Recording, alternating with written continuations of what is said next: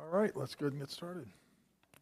Good evening, ladies and gentlemen, and thank you for coming this evening. Hopefully we'll be joined by a few more folks as the evening goes on. For those of you I have not met, my name is Ted Davis. I have the honor of being the chairman of the Governmental Affairs Committee at the Leavenworth-Lansing Chamber of Commerce. I want to start off by thanking my fellow leaders, Kelly Butler and Jeanette Laby, who are key members of our committee. I want to thank my wife, Denny Davis, who's doing the timekeeping. Jen Anders, the president of the chamber, does a great job supporting us.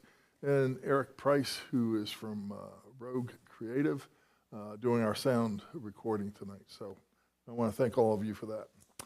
Let me just review quickly what the chamber is all about and what the Governmental Affairs Committee is. So the chamber represents a unique partnership with businesses, civic and educational leaders in the Leavenworth-Lansing area within Leavenworth County and the Kansas City metro area. So the partnership aims to transform our area into a premier community where businesses thrive, entrepreneurship is fostered, and families are raised. So that's the chamber's purpose. As a part of that, we're one of several committees, the Governmental Affairs Committee. Our purpose is to advocate for governmental policies that support businesses, growth, and enhance economic strength. To do that, we do four things. Number one, we pursue legislation and policies that help business development. Secondly, we enhance the chamber's influence and with local, state, and federal elected officials. Thirdly, we help educate public officials about the business community.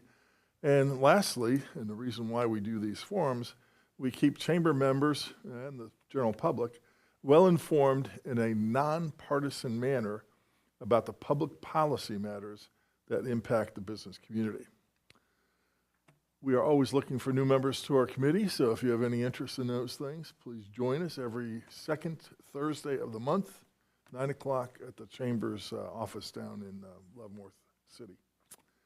Let me first of all introduce our candidates. So first of all, we're going to have TerriLois Mashburn, who's the current Register of Deeds, running for re-election. She is running unopposed, but she's asked to make a statement, so we're going to give her 5 minutes to make a public statement. We have four candidates. Joe Wilson, who's here with us this evening, and Vanessa Reed are running for County District 2 County Commission. Vanessa Reed is not here this evening. And then we have Willie and Sherri Grogan, who are running for County District 3 seat on the County Commission. The candidates will have a 2-minute, once TerriLois is finished. Our candidates will have 2 minutes for an introduction.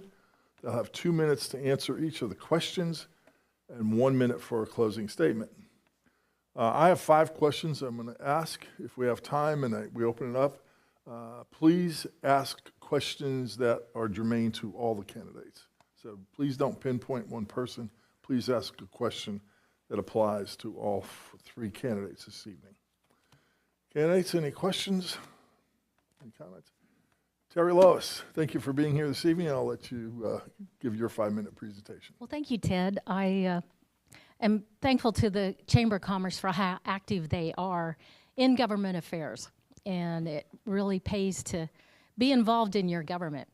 I think most of you know me from my program, the Property Fraud Alert program, which is a free service we offer to keep you aware and alert of what's recorded on your property.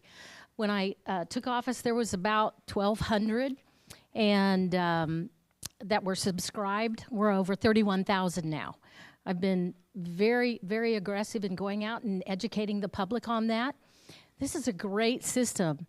There's only one flaw in it, that it's after the fact, because you're notified by a recording. That means if a fraud was recorded, it's already done. You are out tens of thousands of dollars and lots of court time in order to fight to get back your own property if you only have Property Fraud Alert. And so I have been active in trying to bring up the office to the 21st century. We are completely off microfilm. I am going through and renaming all the old nomenclature, plats, and surveys to the current nomenclature, so it will be consistent. You'll know you're looking at a 1857 plat by the new name. And if you'd like to know what I've accomplished in the last 3.5 years, on the back table, you can see this list. But what I'm really excited to talk to you about is a program that's called Identified.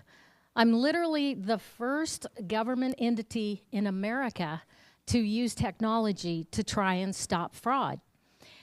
What it is, it's a volunteer program. You come in if you want to, and you have a picture taken. Looks like a bloated ring, really. It's a specialized camera, and it takes a 3D map of your face. And you agree that when you attach this picture to your deed, you agree to come back in and get a picture taken a second time at the point that you want to sell the property. Now, lots of reasons why your property isn't sold. So we are accounting for this in a self-imposed lien. Self-imposed lien would say, at my death and the filing of my death certificate, this lien is hereby released. With court action, this lien is hereby released. With mental incapacity, this lien is hereby released, and so on. So there's several situations. But the exciting thing is that we can actually do something. For 3.5 years, I have sat in meetings and I have listened to, it's $2 billion worth of damage, it's $4 billion worth of damage, it's $7 billion worth of damage, and now last year, it's $10 billion worth of damage. And all of it is just statistics and wringing our hands about, oh my gosh, fraud is getting worse. I'm tired of that. I mean, it's time to do something. And I'm very blessed to work with the Platte County Recorder, Chris Wright. He, in Missouri, they're recorders of deeds. I'm register of deeds. He has my same passion to try and stop fraud. And so he and I together are implementing this new system. And it's not going to be perfect. It's not going to catch everything. But the beauty of this is two different things. I shared this with the Kansas Secretary of State's office. He got it. He immediately said, we could do a 2-tier authentication on real estate documents.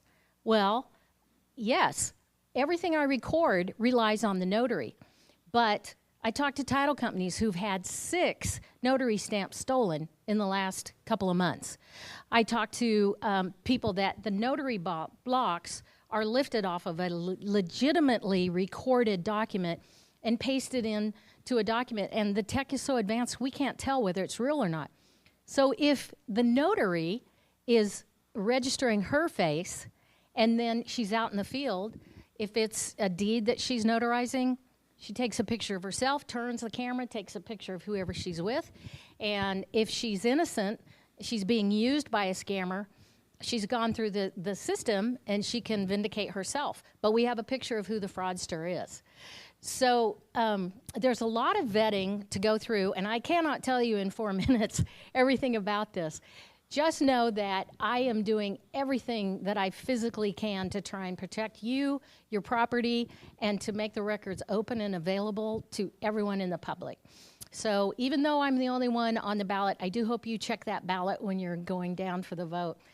And thank you very much. It's an honor to serve you. It's not a gig. It's not just a job. It's a passion for me. Thank you. Thank you. All right. Thank you, Terry. We appreciate TerriLois. We appreciate you being here this evening. All right. Candidates, let's start with your 2-minute introduction. Joe, would you please go first?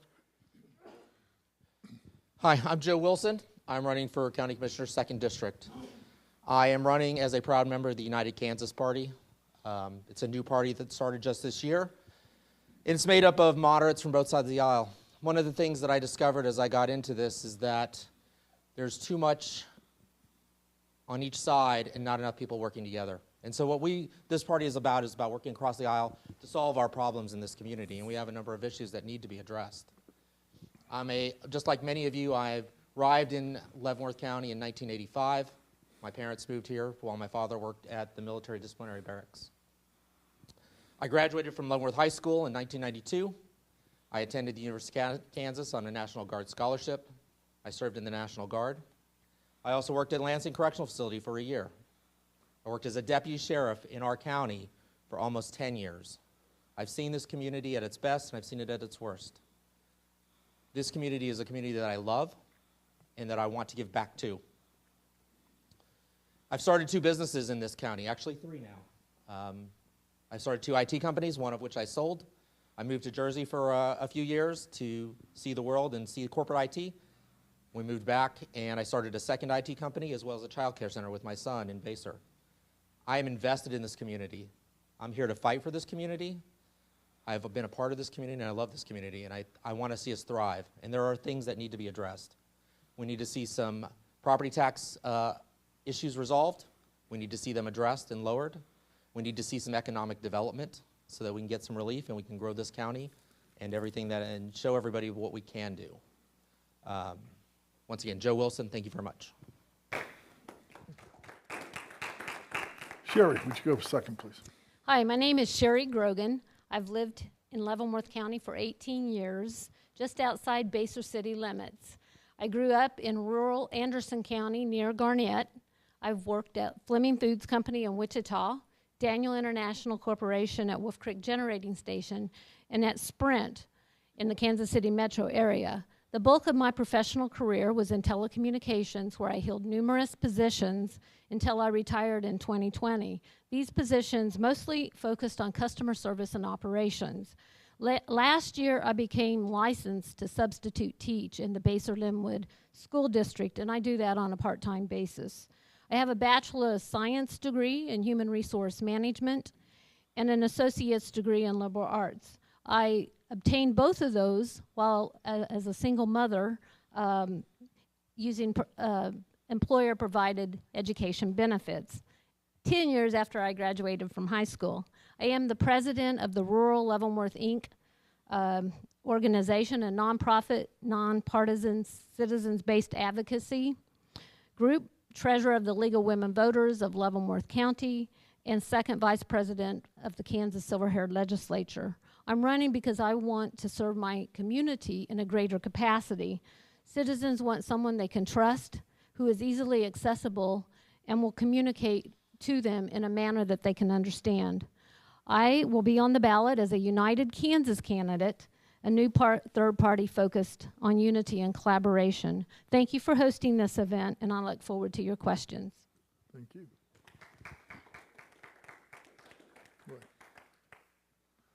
Coming. Thank you for the Chamber for providing this facility, because the other one, from my understanding, is under construction. Yeah, it's being renovated. It's being renovated. My name is Willie Dove, and I had the pleasure of serving the Leavenworth area for approximately almost 10 years. 8 of those years, I was in the Kansas legislature. And one of the things that I have accomplished is collaboration between both sides of the aisle. I understand that the United Kansas, this Kansas Party wants to provide unity. Well, there are some basic things about unity. We have to not negotiate on what our morals are. That's not negotiable. If you want to know more about me, there's a flyer in the back that can give you a lot of information about the committees that I've served on, and I also served as the majority whip. What the majority whip does in Kansas is that they allow people to voice their opinions about things, but what they do is that they further make sure that they have the proper information in order to make it work. And that's what I did for a couple of years. I had Democrats and Republicans, and those individuals that would call themselves moderate, they got a chance to hear their voices heard. So I welcome you here. Any questions that you may have, please feel free to answer. And if you want some more information, again, pick up my flyer, and I'll be happy to answer any questions that you may have. Thank you. Thank you. All right. Thank you so much for your introductions. Question number 1. What will be your top priority for improving the quality of life in Leavenworth County for everyone? Sherri, would you start us, please? My top priority is to improve the financial status of the county government by seeking new sources of revenue. Increased revenue will help position us to reduce the mill levy and fund the infrastructure needs, public safety, mental health services, and potential amenities like parks and trails. The increased revenue will also reduce the tax burden on residential property owners and lessen the county's burden on property tax, or reliance on property tax. Some of the options include economic development, an earnings tax, sales tax, and/or going after funds from the state. Each option has its pros and cons, and we need to evaluate the options and make a decision on which ones to pursue. A collective effort is required. The Board of County Commissioners cannot do this on their own. In fact, some of these options may require a vote of the citizens. The goal is to have sufficient funds to improve our infrastructure, lift up those in need, and provide amenities that make Leavenworth a great place to live. Thank you. Willie, would you go second, please? Thank you. My top priority has been, since I've gotten into this race, is the taxes. Our taxes are way too high for the individuals who have lived in this county forever. Here's a short story that I can give you. I visited 2 homes in Baser, Kansas. And each one of those homes, the individual was over the age of 68 to almost 70. And I asked him, quite frankly, what causes you to want to live here? I don't want to live here anymore. Why? Because my taxes are too high. My taxes have gone from $700 to almost $1,400 in the time that I've lived in this area. That's what my priorities are, is to take those individuals who have actually paid they've paid their dues, but yet what are they getting for it? Nothing, except another tax bill. So I've talked to individuals within the Kansas legislature and asked them, what can we do together? And they said, Willie, if you get here, we can take care of that. Just yesterday, a very, very, very good friend of mine from the Kansas legislature said, if you get here, buddy, we can make it work because we want to see those taxes lowered.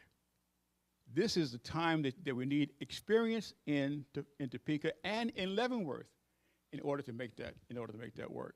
Thank you. Thank you. Joe. Well, I think Mr. Dove kind of stole some of my thunder here as well. I was in a gentleman's house as well. I do IT work for a living, and I was working on a gentleman's computer. And you'll find when you're the IT person, people like to tell you a lot of things as they're working. And this gentleman began venting about how his property taxes went up 36%. I consider this person a stalwart of this community, and as he told me this story, my heart hurt for him. And I certainly thought there has got to be something that I can do to make a difference. As I got into the process and started investigating things, it's obviously a process where we need to work with the state to help lower this burden. But from a county standpoint, we need to have an economic development plan, which I don't feel like we have right now. We need a short-term economic development plan to bring businesses in, and we need a long-term economic development plan to bring larger businesses in over the long term. Something like the Gateway Bridge project, which I've gotten mixed feedback on, but it's an opportunity to help grow this county and bring people in. But there are a number of other things that need to be addressed other than property taxes I've found as I've gone through this. We have a fentanyl issue in the southern part of the county, and the sheriff's office needs help. We cannot continue to cut the budget and continue to expect the same level of service that we're getting. We have to find ways to grow the property tax base so that we can keep the services where they're at or better, and we cannot expect the citizens to bear that burden, and we cannot expect the county employees to bear that burden. It is important that we find unique ways to do that, whether it is a half-cent sales tax or a possible agreement with Fort Leavenworth. 60% of our community pays 100% of the taxes, and that's unacceptable. And we have to find a way to spread that burden amongst all the people in the community. Thank you. All right, thank you, candidates. Question number 2. How do you define economic development relevant to Leavenworth County? And how will you provide leadership that promotes unified collaboration for county-wide economic development efforts? Willie, would you please start? Thank you. Unified collaboration. I had a meeting yesterday with individuals from the Chamber of Commerce Economic Development, and they expressed a deep, deep concern that they've not had the opportunity to sit down one-on-one with some of our commissioners, not all, with some, and talk about how to make this work. And they were quite surprised at my answers as to how we do make it work. Well, I said, well, economic development is really something that is going to come with infrastructure. We need more rooftops, but we also need to have commerce to come into this county in order to help us pick up that burden where we're lacking in those tax dollars. If we are able to, and I believe we can do this, to take the tax dollars that have left the county, gone to Topeka, and not returned, then we can make it work. We can get those tax dollars to come back. And last year, about $4 million the Kansas legislature kept because they made a rule, a law, a statute that said they did not have to return those dollars to us. Well, that's not good enough. And they said that the reason they couldn't return it is because they thought that we didn't manage our money the way that it should be managed. Well, who manages your money best, you or the government? Thank you. Sherri, would you please go second? Yeah, economic development is the attraction of new businesses and the retention of existing businesses that provide jobs, goods, services, tourism, and recreation. Too many citizens are going out of county for these items. We need people to spend money here, including the visitors. I would like to see an increased focus on attracting businesses that people want, need, and will use. We also need to understand why businesses are closing and try to do something about that. My leadership will include building relationships to increase trust and collaboration with the community and our economic development partners. I will help research what is going on in other communities and organize events to gather community input. I'll give honest feedback, offer potential solutions, and collaborate on ways to better support economic development without placing an undue burden on citizens.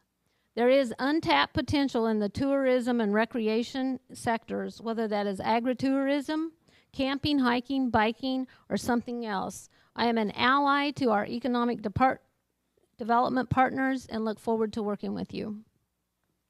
Thank you. Joe. Thank you.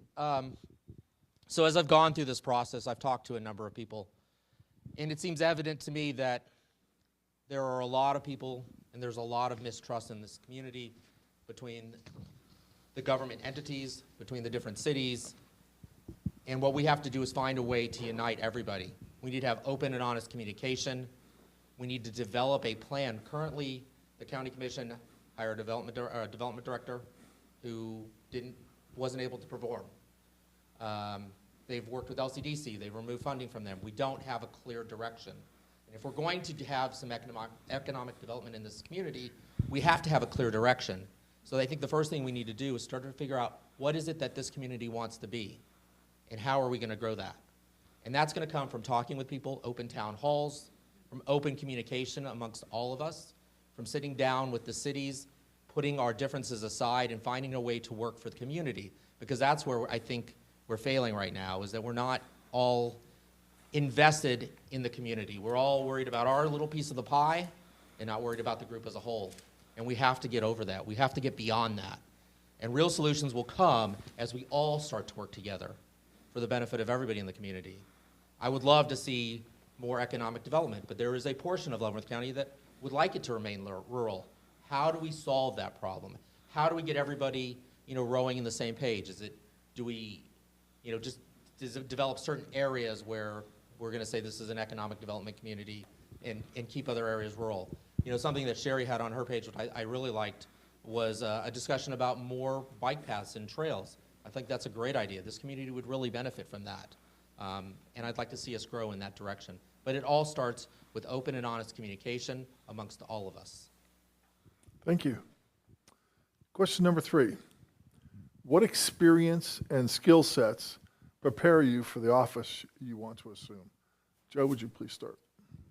Sure. I've served this community as a deputy. I've talked to citizens, like I said, at their worst. I've listened. I'm a great listener. But I've also built businesses in this community, and I've brought revenue in, and I have found ways to make it work. I pay my employees top dollar, and a lot of that is really how do you balance the budget? How do you find creative ways and solutions to do that? And I think having owned 3 businesses now, that I'm able to do that through my business leadership. I'm involved in a number of boards, so I feel like I really have a feel for the pulse of the community and what they're looking for in a leader. But above all, I think my best quality is that I listen to what people have to say, I don't judge them, and I respect everybody's opinion. And I listen to everybody, even those people that don't agree with me. They still need to be heard. Whoever sits in the county commission seat needs to understand they represent the whole, not just their small group of people that support them. And that is so important because that's what's lacking. We put people into office and they focus on their constituents and they don't worry about anybody else. And I've kind of seen that firsthand as I've gone through this process, which has been very disappointing for me. I want to bring everybody together. I want to see us all grow together. And that happens when we represent everybody. It's not what I want to do, it's what you all want to do. And I want to be that voice for you. Good, thank you. Willie, would you go second, please? Thank you.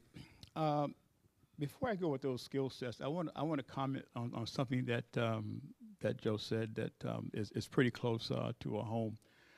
The collaboration that's actually needed between individuals, and this particular seat is not Democrat or Republican or whatever you want to call yourself. Okay, it's the people's seat. Well, I take that very seriously because that's what I did when I was in Topeka. I took that seat. And a few times I was asked, whose side are you on? I says, I'm on the people's side. That's where I work. One of the things that happened to me when I proposed a bill for Kansas farmers, they said to me, you'll never get anywhere proposing that bill. You will never get anywhere. Well, the bill was passed. And guess what? I got elected 3 more times after that. And that was because I collaborated with the other side continuously on efforts to make Kansas better. The skill sets that I have are that I am a negotiator, I am a facilitator, I am a leader, and that's been proven 4 separate terms as a Kansas legislator. And I'm very proud that I got the opportunity to actually do it because I led people to another path that they had never seen or thought of before. I'll take anyone's ideas and let's see can we make them work. No one is the smartest in the pack. No one is smartest in the pack.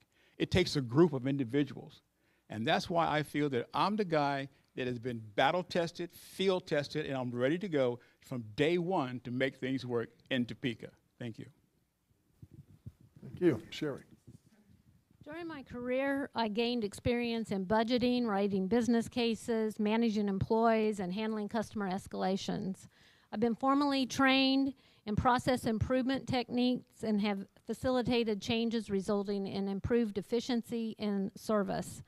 I've completed the Kansas Leadership Training Programs, including Teach Leadership. I've completed the Leadership Southern Leavenworth County. I've organized and formed a nonprofit to elevate issues that impact rural citizens.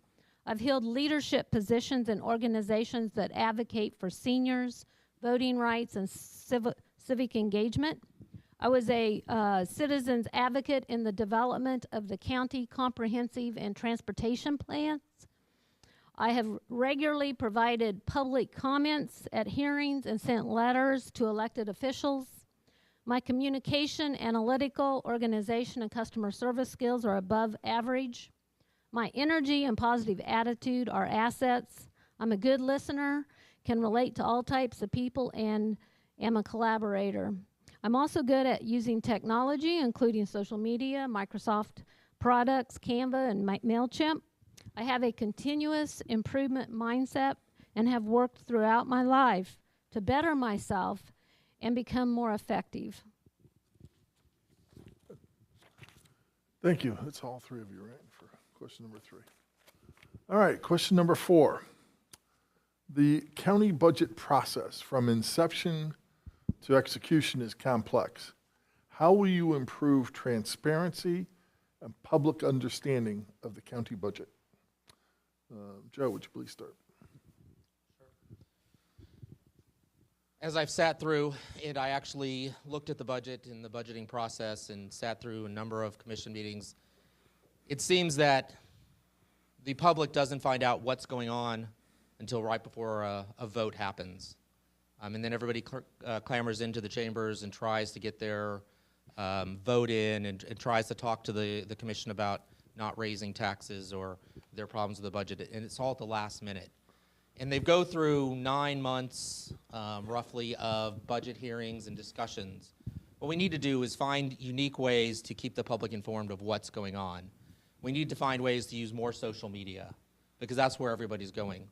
It's no longer putting it in the Leavenworth Times so that we can inform everybody of what's going on. We have to find new ways, because the group of people that need to hear these things aren't the older group of us anymore. It's not the seasoned people. We need to include the younger people.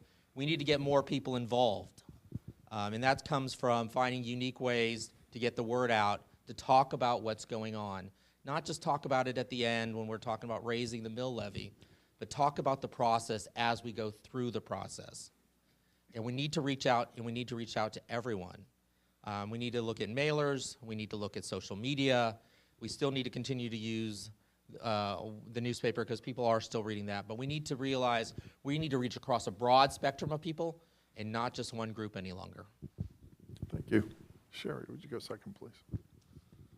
Yeah, the process starts with improving the quality and frequency of communication throughout the year, not just before the budget cycle. All department heads and elected officials need to commit to sharing more information in a format that's easily understood and can be posted on the website. Quarterly reports should include operational metrics that include year-over-year trends, including head count.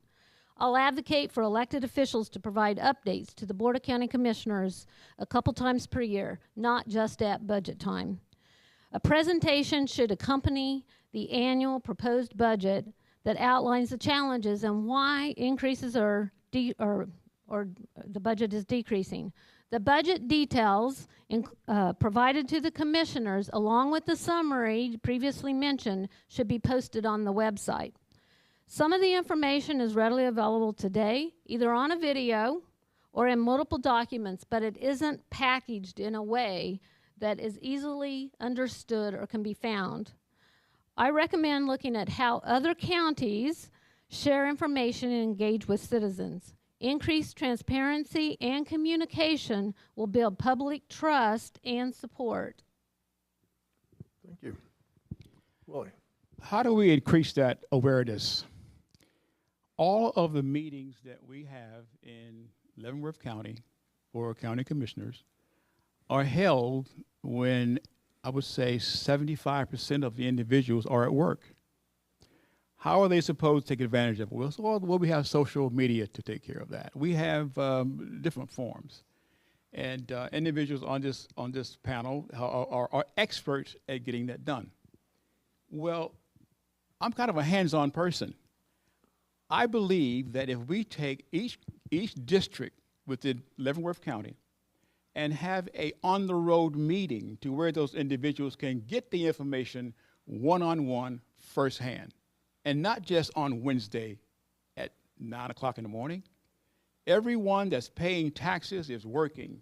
They don't have the time to come to a meeting. They don't have the time because they're feeding families.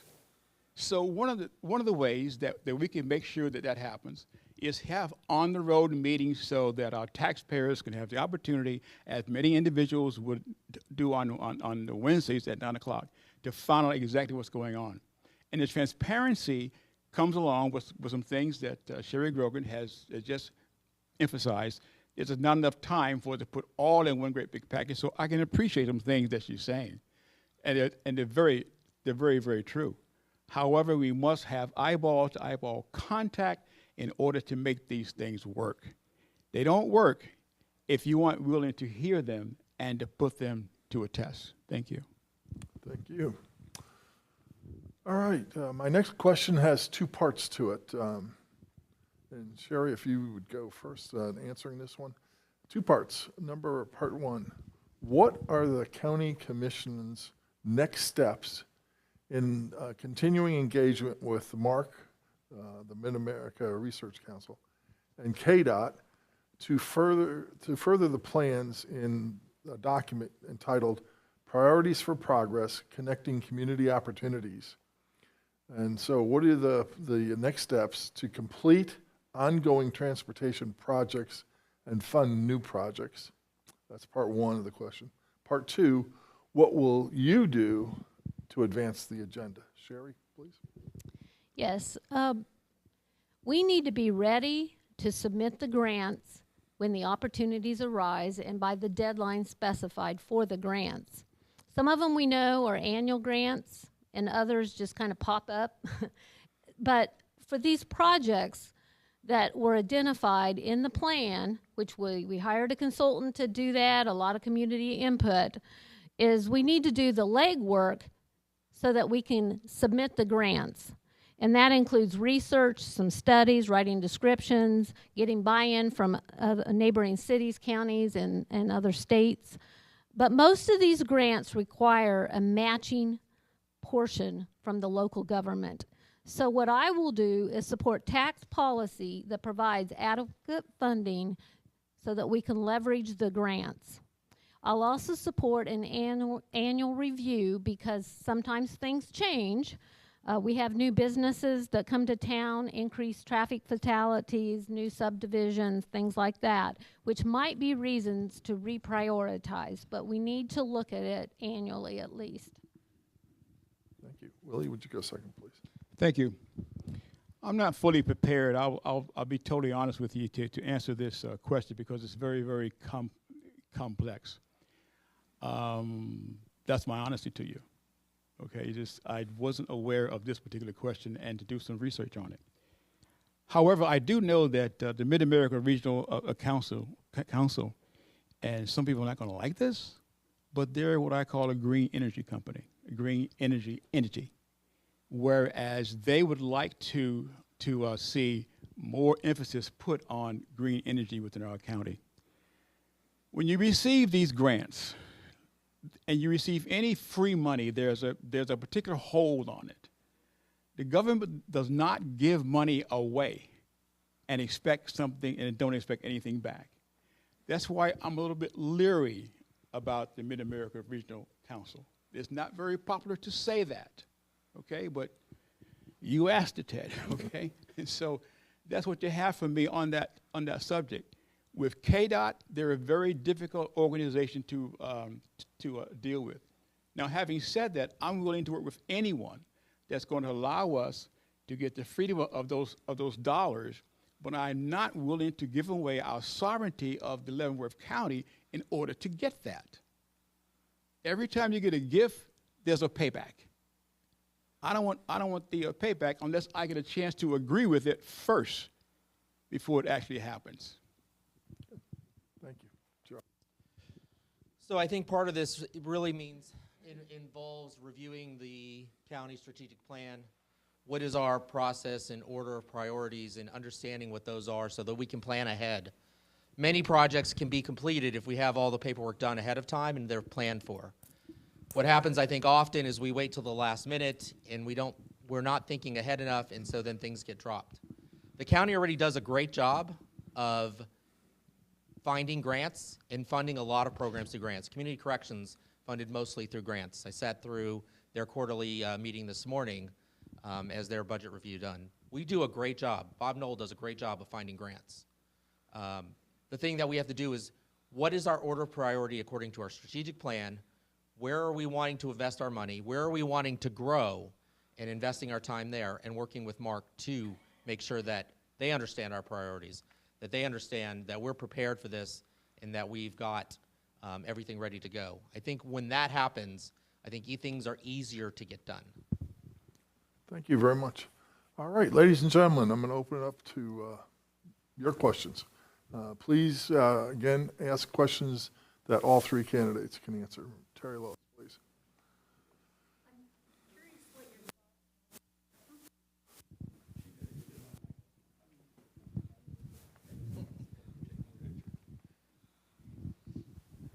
Good evening. I'm curious what your thoughts are on the current county administrator and the role that he's played so far.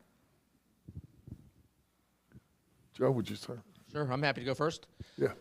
You know, I'll be quite honest, I wasn't supportive of a county administrator in the beginning. I was one of the people that voted against it when it first came out. I have since sat down and talked to Mark Laughley. I've talked to a lot of the county commissioners.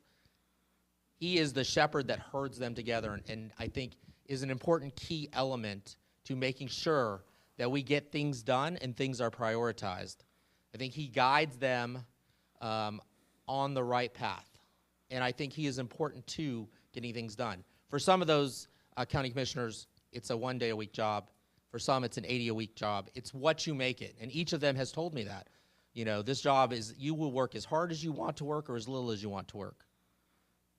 Most of them are retired, and it's important to understand that somebody needs to drive and be the head of each of the departments and hold the departments accountable. And you can't split that job amongst 5 people. And so I think it's an important part. I know a lot has been made of his salary. I've reviewed the numbers. I've looked at other counties. I don't think it's really out of line with what other counties are paying for a county administrator. It's certainly not $300,000 a year. Sherri? From an outsider's perspective looking in, I feel like he is doing a good job. I think there are some opportunities to maybe have departments, and especially elected official departments, kind of improve culture, working together, things like that. I don't see what is going on behind the scenes. I'm not privy to that, so I can't comment on if there's stuff that I'm not aware of. But from what I've seen within the meetings that are televised or recorded,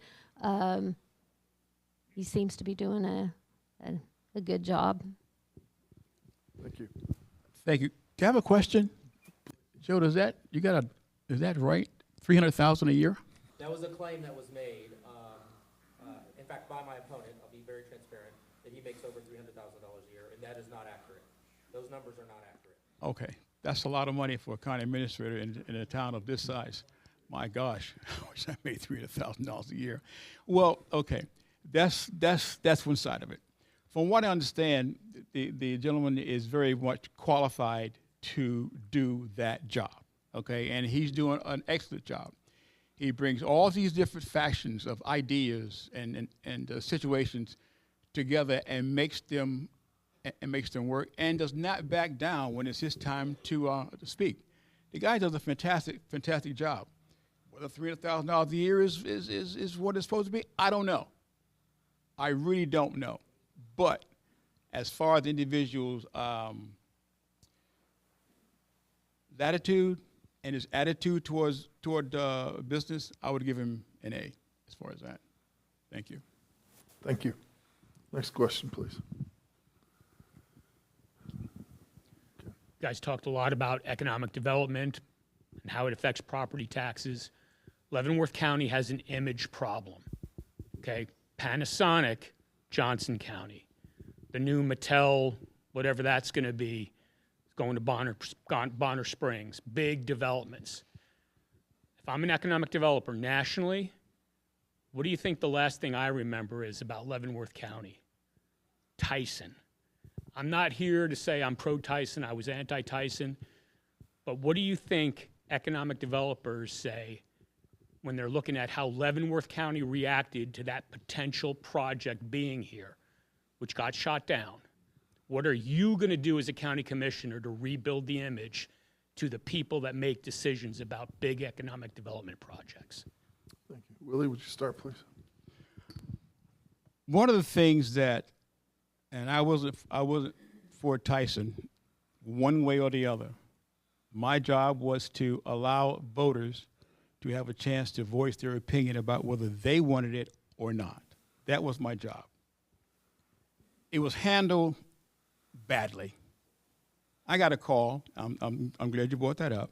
On an afternoon where I was on my tractor working, cleaning up things, and the governor's office called and says, "We're going to have this meeting." About what? Well, just be there. Okay, governor calls you. You're Republican, so you go. All right, you just want to be counted. And so when I get there, I hear this thing about Tyson. What? Has there been a meeting about this?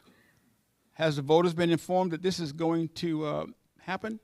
No. None of those things happened. It was done very, very badly. In order to get someone within our community, we're going to have to go out and work with economic development people to find those companies that have the individuals that work in their company that want a better way of life. People come to Kansas not for a carnival. They come to Kansas for a better style of living for themselves and their families. That's what draws people here. The second thing that draws them here, then, in my opinion, is the quality of Kansans. I come from into places where I tell you the quality is not there.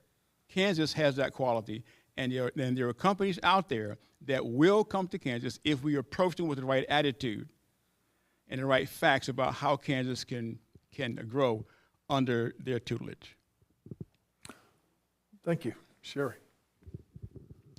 I think this also gets back to a communication issue and educating the public about what economic can bring to the county, and really doing some soul searching with the community on what kind of businesses will add value, what is the community's tolerance level for certain businesses.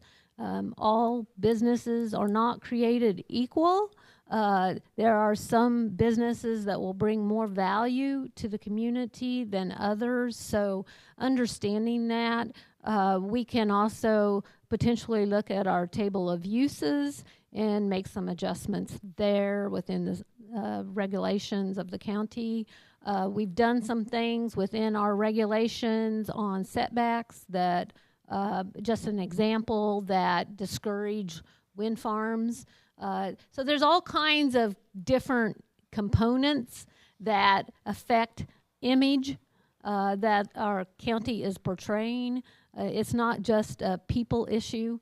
It's sometimes embedded in the regulation. So we need to look at those things. And I think time has gone by.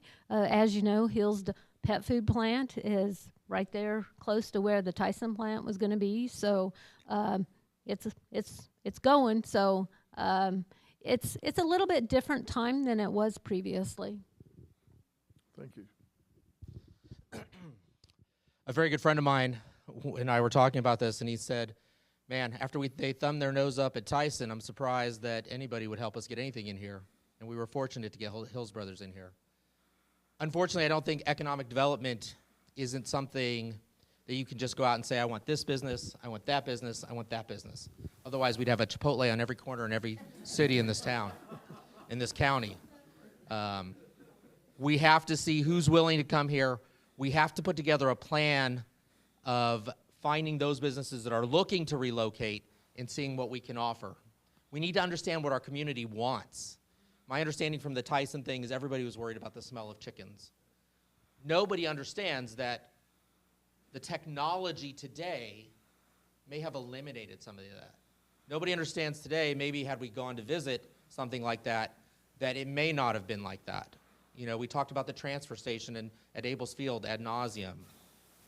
Nobody went to visit a transfer station to find out, does it really smell bad? We don't know that. We just understand we have our certain preferences, and we kind of roll with that. What we need to do as a community is understand, what do we want to be? What businesses do we want? What's willing to come here? And we need to start to work together to do that. Right now, as a county, I just don't believe we have an economic development plan at all. So saying we need to sweet talk somebody into coming here is difficult when we don't even have a direction to go.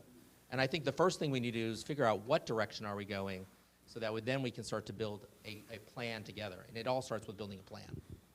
Thank you. Next question. We got time for one more question.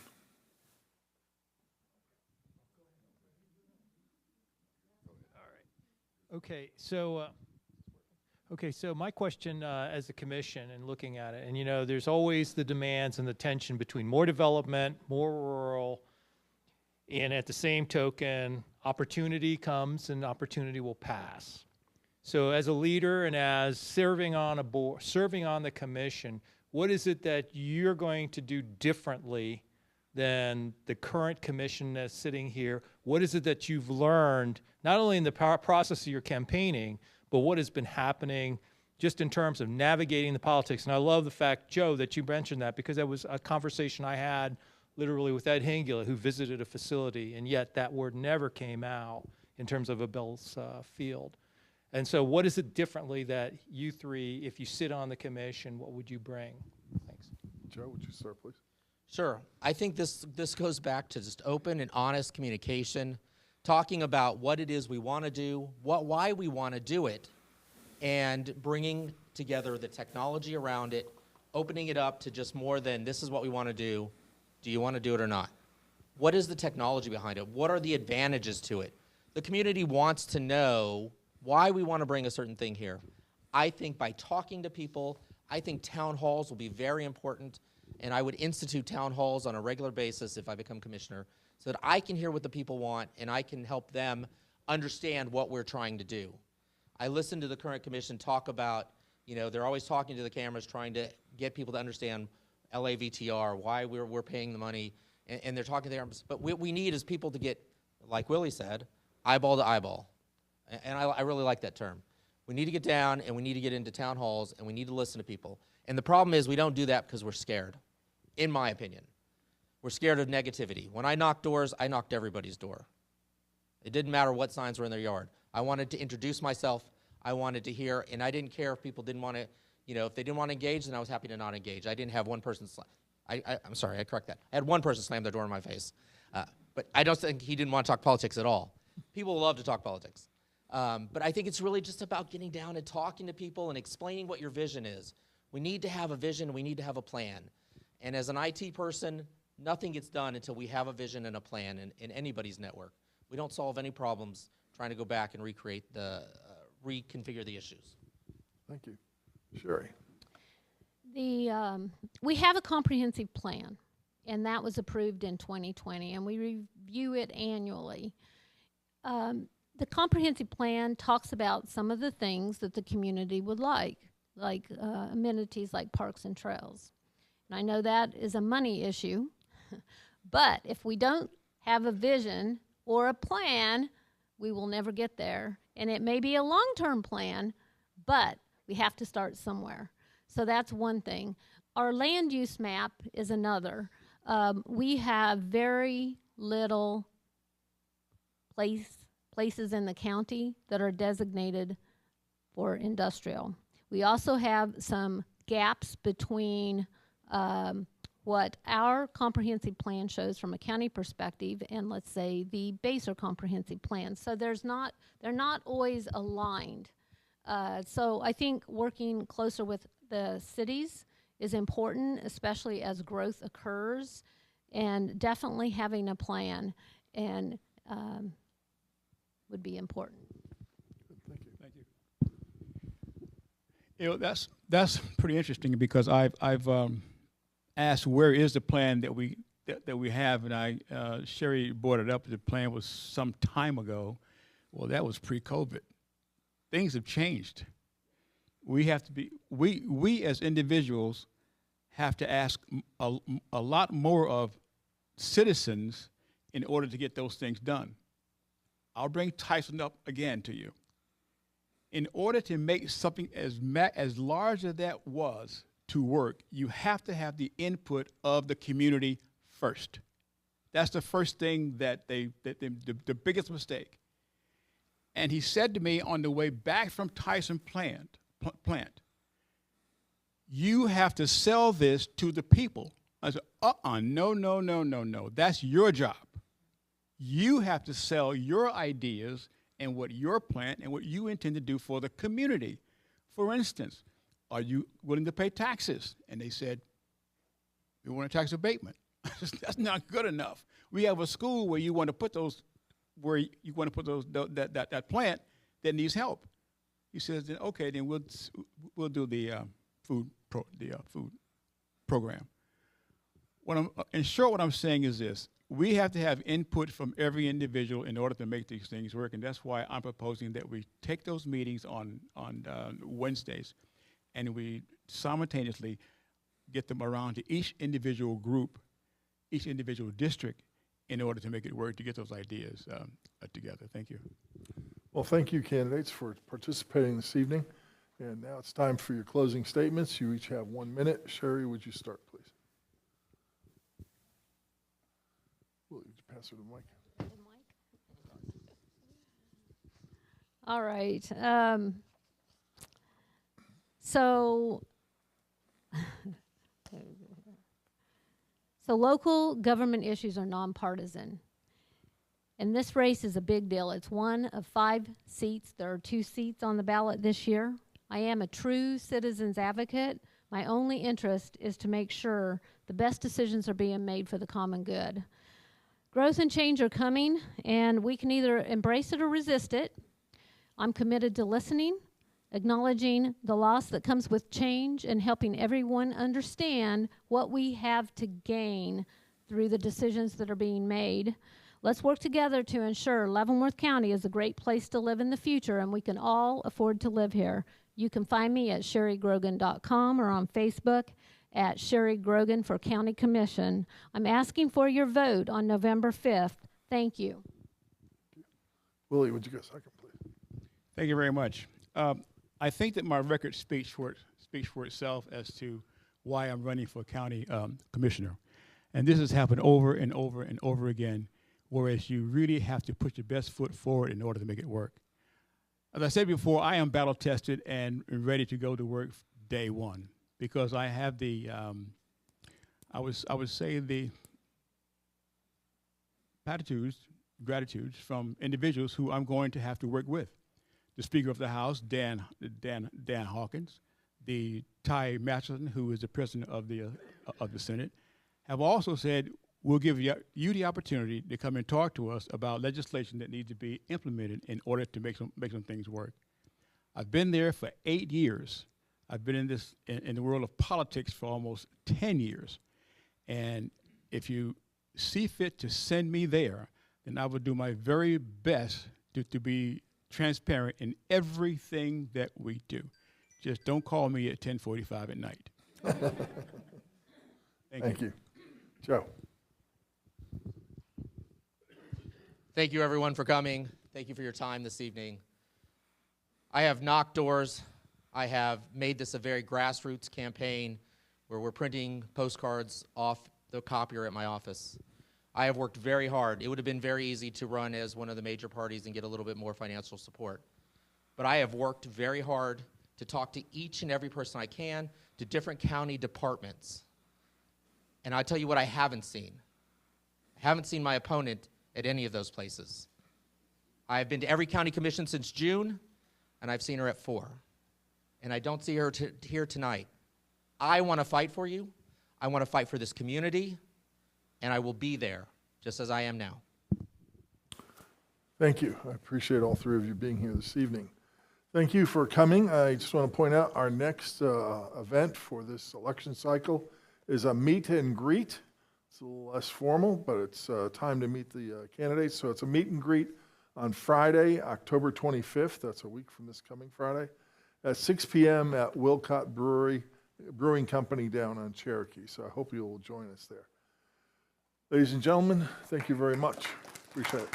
Thank you for being here this evening.